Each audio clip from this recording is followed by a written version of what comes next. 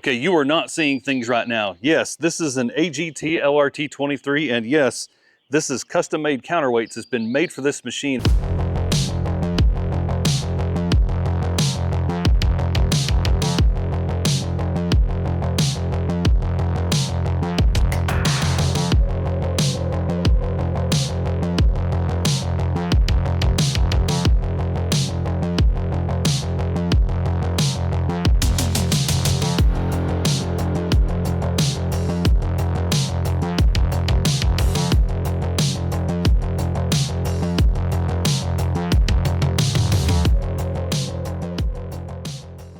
Okay, here's the counterweights that were made. I just got them 2 days ago, and actually last night put a coat of paint on this outer side of both of them. Now let's weigh them. So I've got my wife's scale here again, and according to the engineer's math, these should weigh around 71 pounds per side. I haven't weighed them yet. Let's see what these things weigh.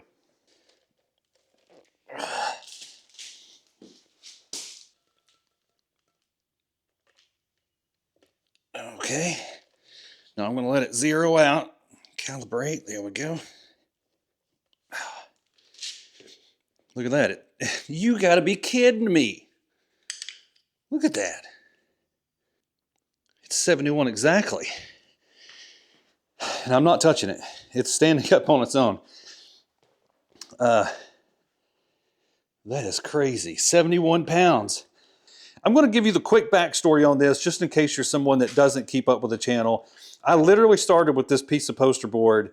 Once I finalized the poster board cutout, I sent that to an engineer friend of mine, and he loaded that into an AutoCAD program. An AutoCAD program told the lasers exactly how to cut these. So these are exactly symmetrical. And in fact, he did the math on the computer, and the math told him that these would weigh somewhere in the neighborhood of 71 pounds each. And I was in disbelief. They weigh exactly 71 pounds. I started this installation process by using the poster board cutout that I had, center punched every single bolt hole location on the poster board, then positioned the poster board exactly where I wanted the counterweight to be, and transferred the center punch locations to the machine.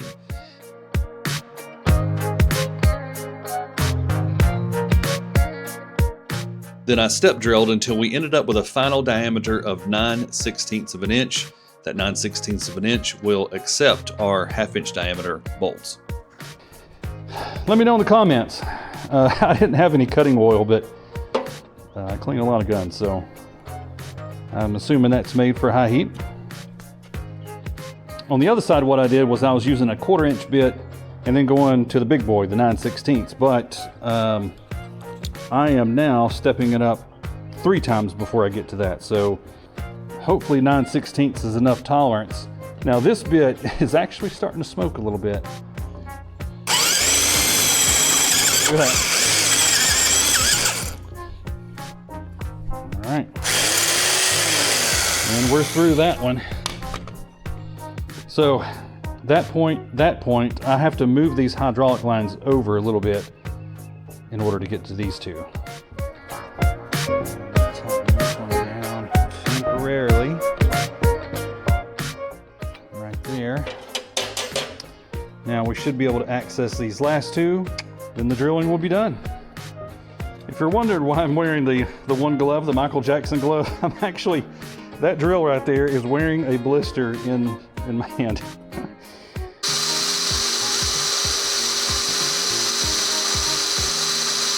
That little spiral. Still cutting better than the other one. Okay. Next one. Make sure it's true before I start. There we go.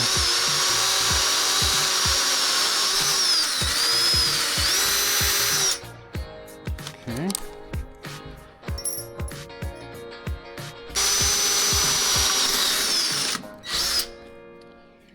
Okay.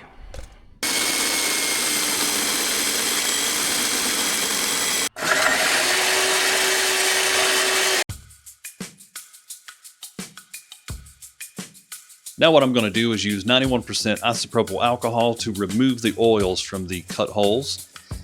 Then I'm going to collect some spray paint in a cup and use that to coat the cut surfaces. This will hopefully prevent rust, or at least slow it down from forming.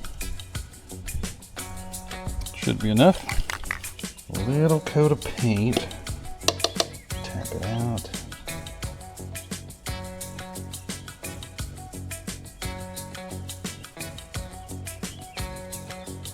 This will hopefully at least slow down rust, if it's going to rust.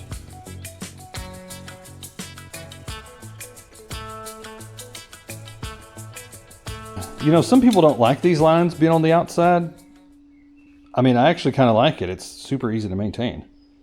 If there's something wrong, it's pretty clear what it is, and you can fix it easy. All right, so we're going to let that cure. My little coat of paint in there. I'm going to do another coat, actually 2 more coats of paint on this, because one of the dumbbells scratched this up when I was doing the weight test.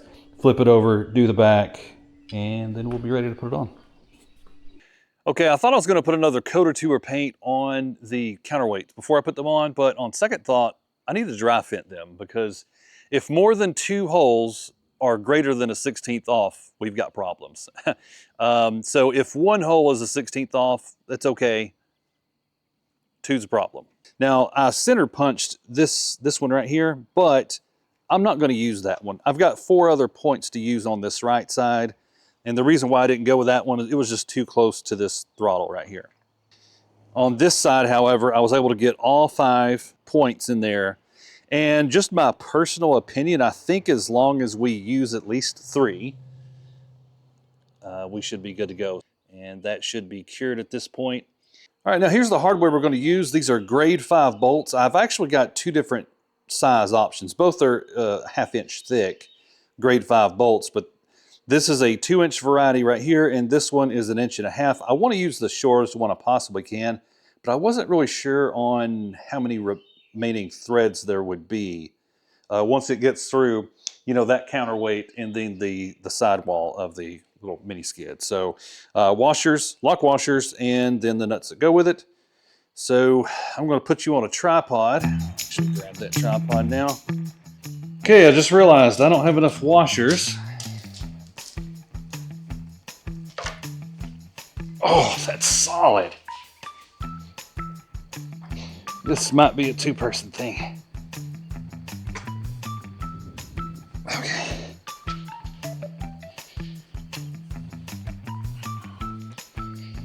Let me think this through.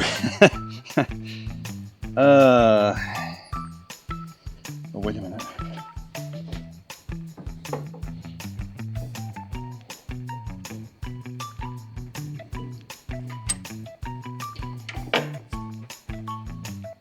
Okay, I got one in.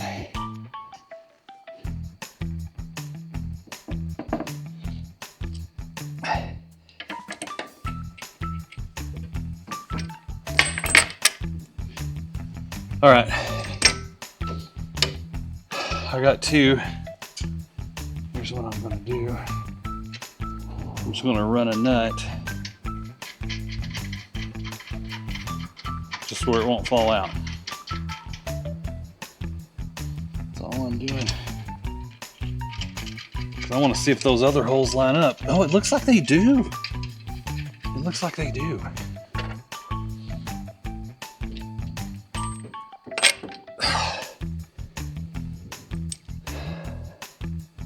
Nice. Nice. Dude, that is so cool. I don't know how I miscounted the washers. Let's see here. I think that one's the easiest one to go for. So I'm gonna do the same thing where I go for the easy one.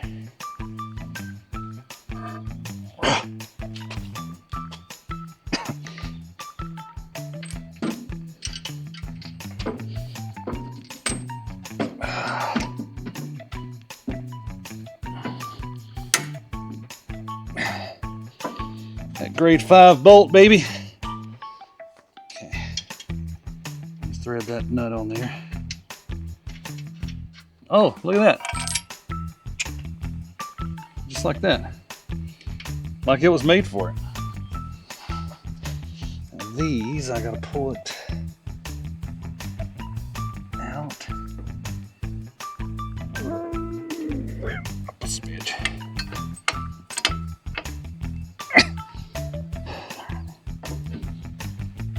I gotta go out and up. It's hard to do when you only have two hands.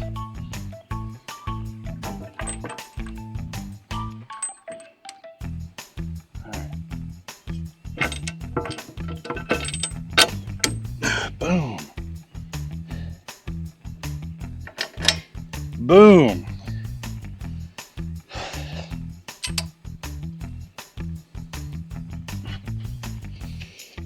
Look at that.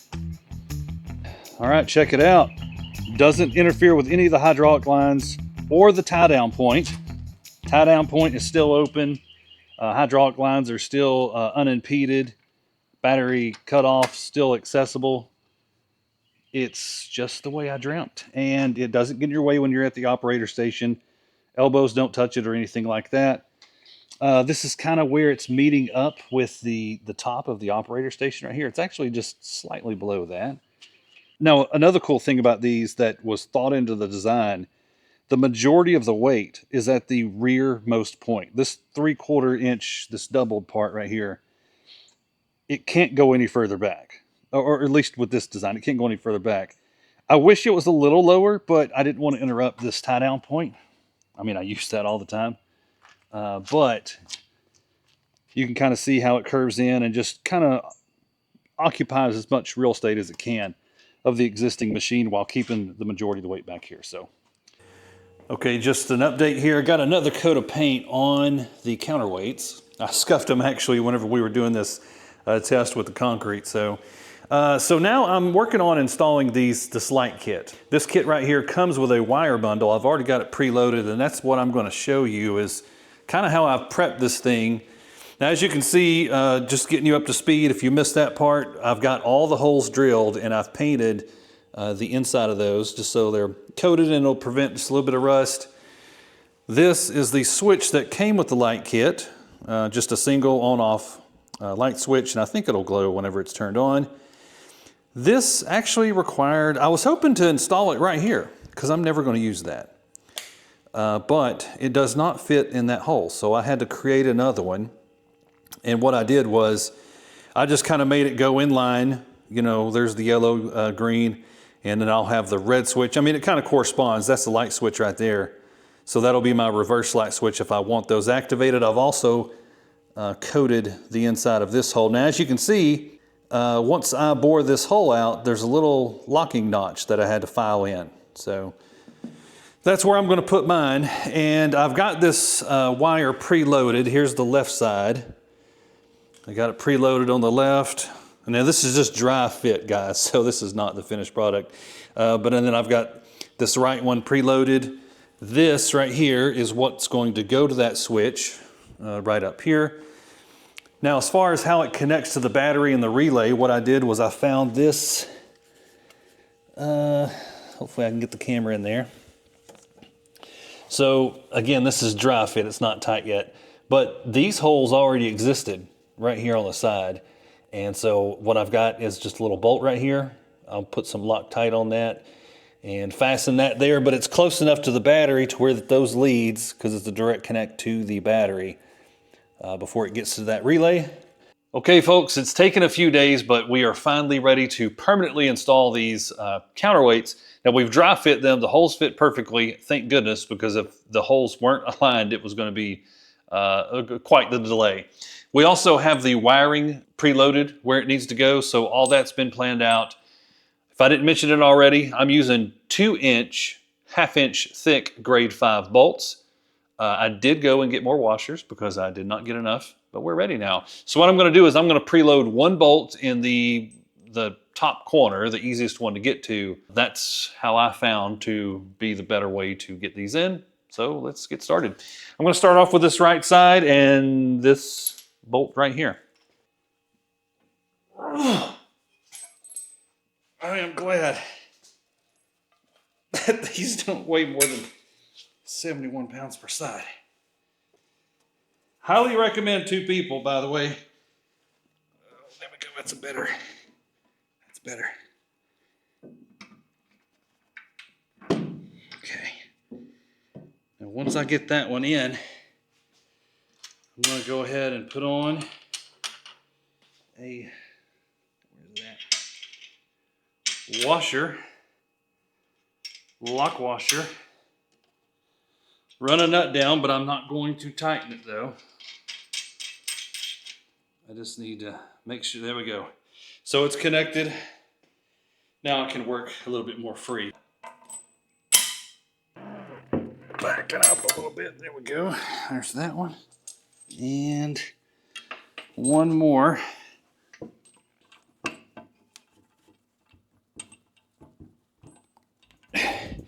You know, there's times that I envy people that have helpers. I need 3 hands. 3 hands. Like every project needs 3 hands, but I've only got 2. All right, so what I need to do is push this up and to the left at the same time while pushing this bolt in. Okay.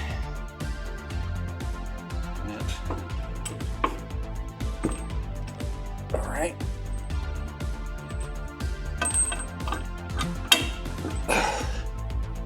Same thing over here. I'm going to start with this one. It's the easiest one. Preload one of these bolts.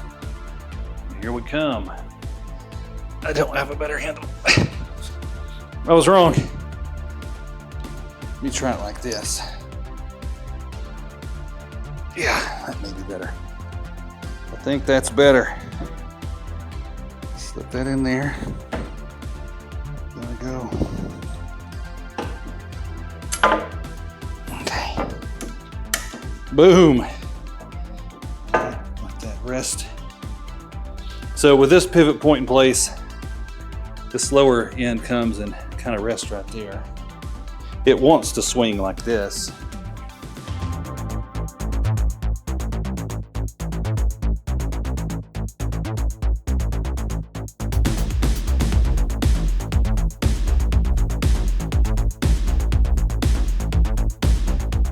We're going to install the light. Now I have this one installed, trial and error. I'm not actually a huge fan the way this kind of sticks out. I wish that this bracket was maybe 2 more inches in because I want it to be, you know, kind of flush, but that's what we got. Now we're going to work on this other one. This was the original hole, 5/16, but it just stuck out too far. So I drilled another one. We got to have another one anyway for the wire, but I'm going to flip it around. I'm going to actually do the mount right here and the wire through here. So I've got this little grommet.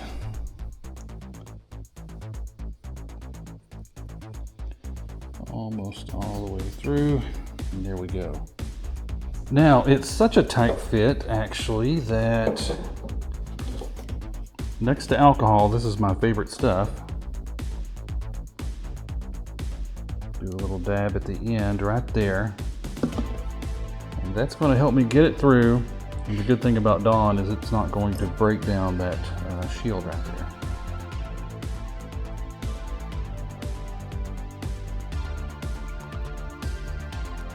And I tried dry fitting this. It won't go through dry, but once it makes it through, there we go. We're good to go. Nice fit. So again, that was a 5/16 hole and a grommet. And now we are going to feed that bolt through. The bracket has little locking fins.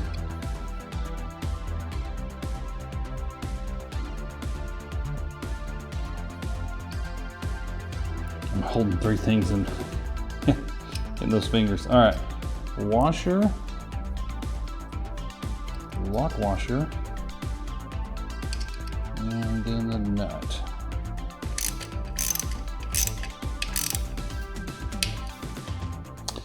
I want to make sure it's nice and straight.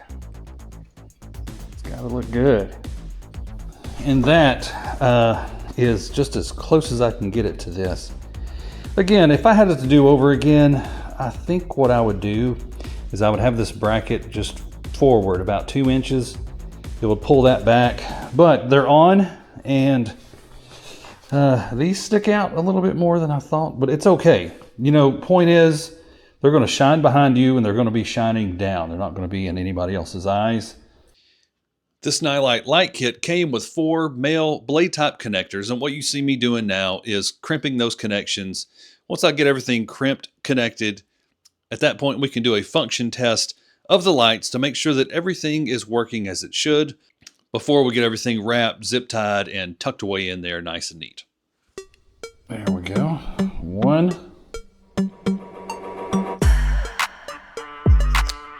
2. Perfect.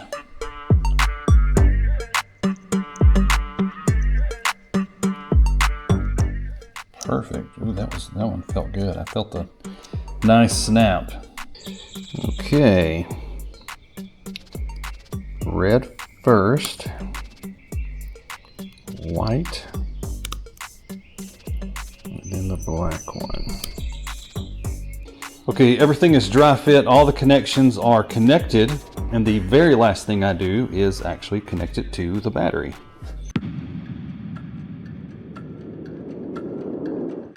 All right, everything is connected. Not tucked away though. Let's see if they work. Okay, this illuminates whenever the switch is on, and we have light.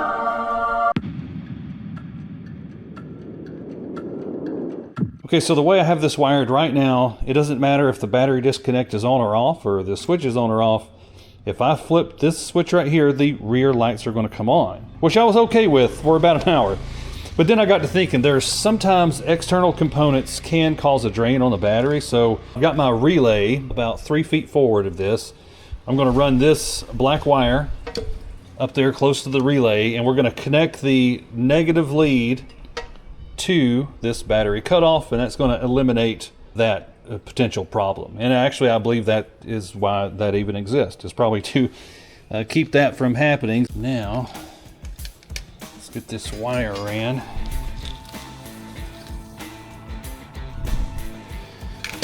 So, I'm going to let this flow along with all the other wires. The other wires are pretty much all flowing right through there. So, and actually, I'll use these as a guide, or try to anyway.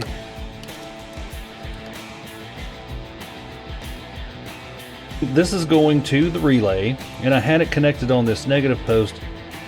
And so now what I'm going to do is I'm actually going to snip this off, and we're going to connect these two together.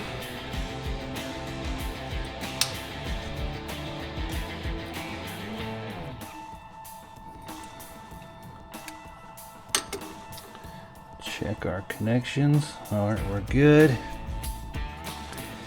All right, I'm going to go ahead and tape this now while I have slack, because once I get the slack out and get the wire cut the length, we're not going to be able to tape it. I think that'll probably be good right there.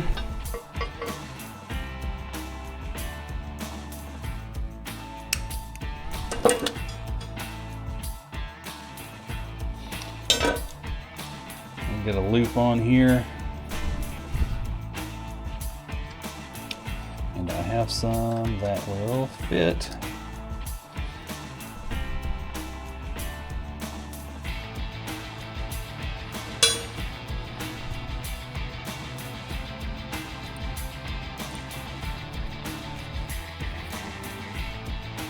Okay, so now we need to figure out which post to put this on.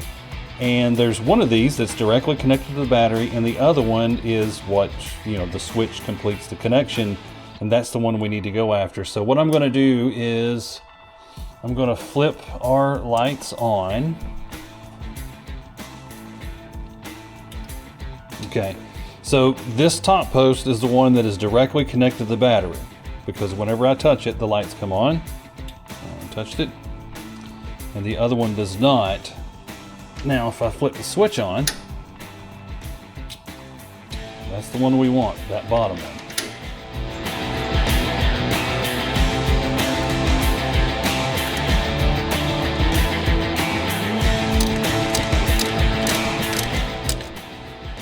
Okay. So, let's run a little test. Switch on. And the lights are not on. Now I'll turn the battery switch on.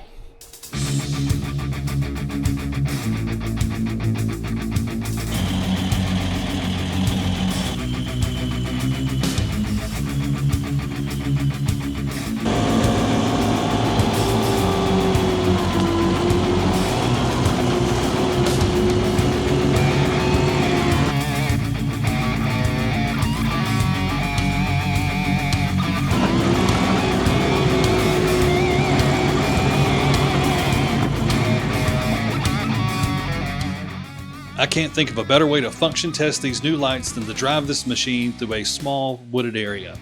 Listen, if you want more information on these counterweights, look in the top left-hand corner of your screen and click that prompt. That's our next video, video number 3, where we are performing another lift test, but this time we've got the counterweights installed. Let's see what kind of difference these things make. See you then.